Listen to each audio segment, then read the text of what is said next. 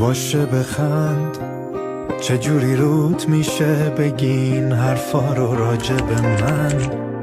تو رو میشناسن هر جا باشی ولی خب با اسم من میترسم هر کی بعد تو به میگه عاشقتم. خنده داره نه دلم تنگت تا واسه اخلاق زرمانتم.